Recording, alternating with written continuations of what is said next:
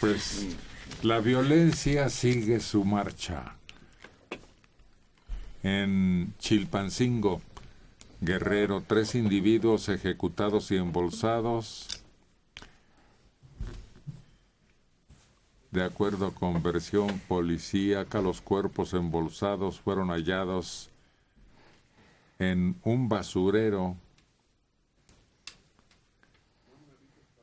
pero 3 más en Guerrero. En Jalisco, en una segunda racha violenta para la zona metropolitana, este fin de semana fueron 8 personas asesinadas a balazos en hechos diferentes durante la madrugada, entre sábado, domingo y lunes.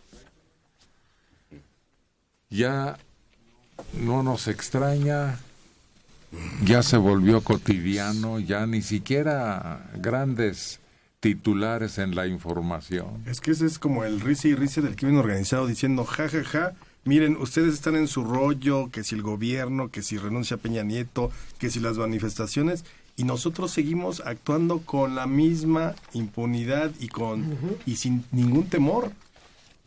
Porque sigue habiendo, en Chilpancingo, ¿a cuánto está de Iguala? Se supone que todos los reflectores tendrían que estar ahí o están ahí y las autoridades, y te encuentras a 3 embolsados. Pero fíjate, no hay un relato o numeración cotidiana de capturas de estos individuos, que debería ser, digamos, no la misma cantidad, pero con cierta frecuencia. Se capturaron a tantos, se capturaron a tales, 0. Sí, ¿verdad? No hay resultados claros. Y fíjate que es muy interesante lo que dices, porque no hay capturas, pero sí abatidos. Bueno, sí, abatidos de... Como por ejemplo lo de Tamaulipas. Sí. Hubo 6 abatidos ahí. Habría que hacer ahí más o menos cuántos capturan y cuántos matan. Sí, pero esa estadística no se lleva, o no se lleva públicamente. Pero es muy preocupante. Sí, claro. Que estemos en medio de un uso tan frecuente de armas de alto poder y que siga habiendo tantas víctimas. Por eso, aunque parezca una tontería, la otra vez se me ocurrió decir, esto no se va a acabar hasta que se legalice cuanta droga exista en el mercado. Porque entonces se va a devaluar el principal medio de obtener ingresos así multimillonarios. Pero ¿quién se atreve a dar una medida así? No, pues, y además tiene que ser una medida que se adopte internacionalmente. Ah, sí, porque los primeros en brincar serían los norteamericanos. Claro. Pero no se tiene que admitir internacional. Hay ciudades que unilateralmente la han legalizado. Y bajaron, extinguieron los delitos de ese tipo, y bajaron las condenas, y bajaron la presión de las cárceles, y bajaron la presión en los jueces, y el lavado de dinero, y un montón de cosas. ¿Se acuerdan que México calificaba a diferentes países de acuerdo con la lucha que emprendían en aquellos años contra la drogadicción? El Congreso de Estados Unidos daba a conocer una... Y se acabó eso. Sí, lo suspendieron. Lo que se llamaba la certificación. La certificación. Esa mera. Que permitía, si se recibía la certificación, permitía tener acceso a algunos recursos adicionales a los Lana. Sí. Todavía se da. E incomodaba mucho al gobierno mexicano, porque generalmente quien te certificaba era Estados Unidos. Entonces, no, pues ahora ya con todo lo que ha pasado, ya la certificación palidece. Sí, ya no hay esa calificación, ¿o sí? Sí. No. Sí, nos dan helicópteros, nos acaban de dar 2 helicópteros. Ah, bueno, sí, pero ese es apoyo, esa es ayuda. Pero es en base a la calificación del esfuerzo que nosotros hagamos para combatir el narcotráfico. Algo de Mérida, ¿no? El Plan Mérida. El Plan Mérida. Sí. vamos a tener que llegar a eso, una de dos, o la legalizamos, como Uruguay, o dejamos que le entren los gringos a combatirla como Colombia. Solo nos quedan esos dos caminos. Pues el caso es que el principal negocio en el mundo entero actualmente es ese. Y mientras ese produzca dividendos, obviamente van a acudir parvadas de interesados en obtener sus ganancias. Pero el problema es que produce ganancias en Italia. Produce ganancias, ¿para qué nos hacemos tontos? En Holanda. Pero no deriva en la canibalización que nosotros tenemos, donde hay secuestradores, donde hay sicarios, donde hay un montón de delitos que se derivan de eso. Buenos días. Ellos no lo tienen. Y nosotros sí. Ese es el problema. Hemos fragmentado el mercado de una manera muy, pues, dispar. Y entonces los que se quedan sin su pedacito de pastel dicen, bueno, ahora yo me salgo a saltar los Sambors. Se les perdió 1 millón de pesos en Querétaro. Pues es poquito, pero de todos modos 1 milloncito. Mira, un hombre fue detenido el 19 de diciembre de 2012 como responsable de operaciones con recursos de procedencia ilícita. Tras 2 días fue liberado por falta de pruebas, pero el millón se quedó guardado. La Procuraduría General de la República, su dependencia ahí en Querétaro, argumenta que por deficiencias en la custodia no hallan ese 1 millón de pesos que le habían asegurado a aquel comerciante hace 3 años en el aeropuerto de la metrópoli. Había dólares y euros, total, una buena pachocha. Y ahora, pues están imposibilitados para regresarlo porque está pidiendo que se le reintegre su lana y no aparece. Milagro. Bueno, un antimilagro, más bien. Ni va a aparecer. Sucedió como cuando la droga se convirtió en talco ¿En para vino? bebé. Ah, No, talco para bebé. Él dice el agua en vino. Pero el gobierno tendría que pagar. Eso, que ni qué. O sea, que no Pero- aparezca es una cosa. ¿Qué gobierno? Acaban de salir. Se dejaron un aumentote de 35,000 pesos por dieta. Y les dijeron a los nuevos, oye, ¿por qué van a cobrar más? No, fueron los anteriores. Entonces, si tiene 2 años, ¿a quién le echas la culpa ahora? ¿Dónde buscas? Fíjese que el que lo cuidaba ya no está. Jefe de aduana, ya. Ya, ¿Se fue? ¿se fue? Pero yo entendí que es la PGR. Pero, PGR no ha habido cambios. pero local, me imagino que igual. Sí, pero de todas pero- maneras es una institución. La institución tiene que responder como institución, independientemente de quien haya estado y haya recibido el dinero. Nada más que sí se va a tardar para como ese cliente. Lo que vamos a seguir buscando ahí en el cajón de atrás. Sí, exacto. Tortuguismo. ¿Te acuerdas que nunca aparecieron unos centenarios que tenía para los secuestrados el mocha orejas? Una gran cantidad de centenarios que obtuvo de su tarea. Y a la hora de la hora, anda, vete. Los centenarios, que era un bonche, tampoco. Víctor Hugo Sosa Vázquez, 71 años, de Coyoacán.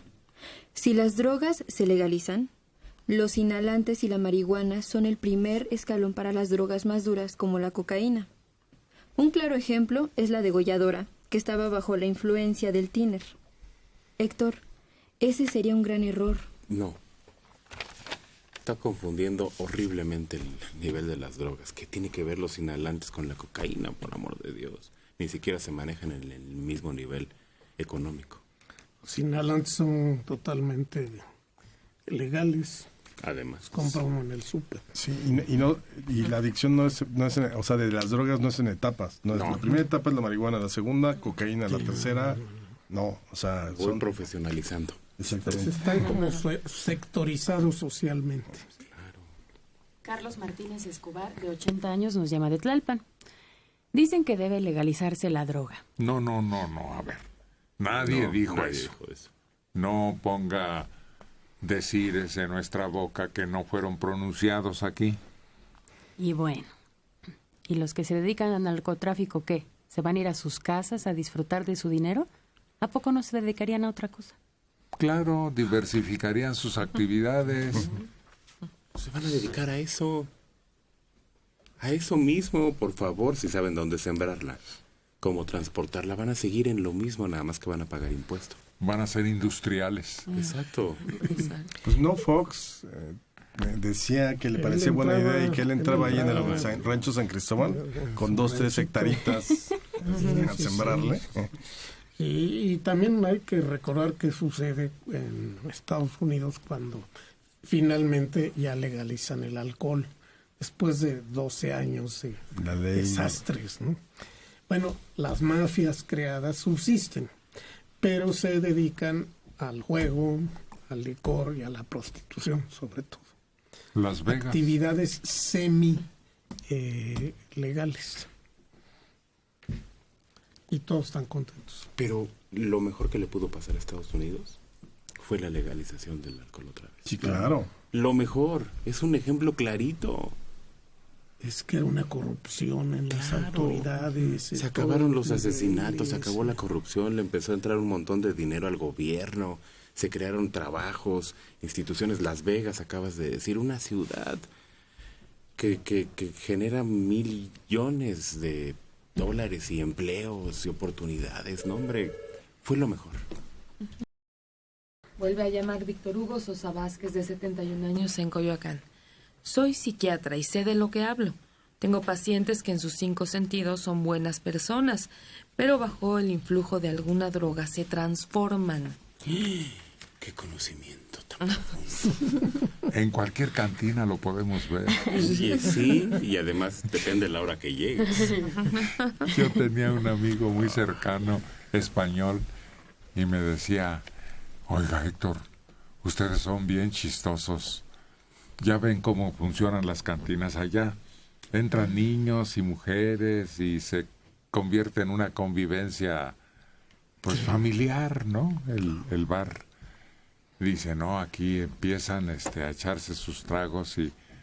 Mi hermano, te aprecio, te quiero, realmente como hermano tú para mí eres. Y siguen tomando, dice, y al rato... Yo soy tu padre, desgraciado.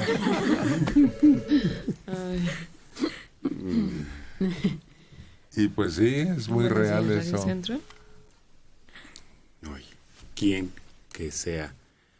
¿Nancy qué? No solo las drogas, porque el alcohol o cualquier estimulante cambia.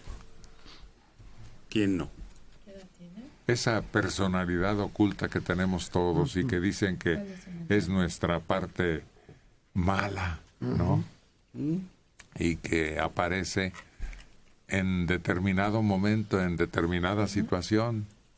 Claro que todos traemos el salvajismo según los que estudian al ser humano desde siempre, pero aprendemos a vivir civilizadamente. Claro, y lo que hacen estas sustancias, el alcohol y demás, es que desinhibe, simplemente te quita los frenos.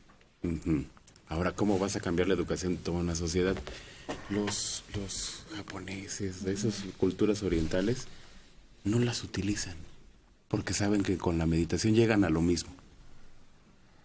Se ponen en trance y es lo mismo que si se usaran drogas. Han comprendido que no se necesitan de las drogas para llegar a esos niveles, mientras la cultura del otro lado necesita de las drogas para desinhibirse o para crear arte, porque de otra manera piensan que no pueden llegar a explotar toda su mente. Mario Edmundo Olvera Yescas.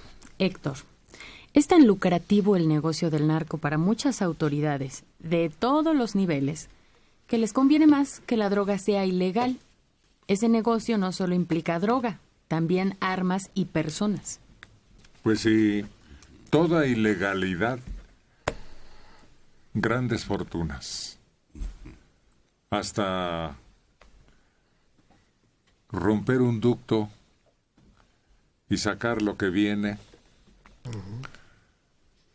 Y durante mucho tiempo, precisamente eso es lo que ha convertido a la humanidad en una pesadilla. Daniel Rivas. En este gran negocio de la droga, muchos se benefician. Traficantes, políticos, funcionarios y policías. Los que menos ganan son los campesinos productores.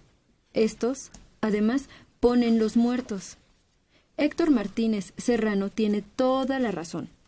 La legalización de la droga es alternativa, pero a muy pocos les conviene. Por ejemplo, a quienes están en el poder no les conviene la legalización de la droga. ¿Por qué? Bueno, depende, ¿no? Siempre fue negocio y en eso se descuidaron las autoridades. Porque empezaron como en Chicago, igual exactamente, y como en la ley seca, empezaron a comprar autoridades. Y desde arriba no se dieron cuenta que estaban dominando el mercado. Ya eran impunes. Así es, era un control inaudito que tenían las grandes bandas de delincuentes en ciudades como Chicago. Se la dividían como pastel.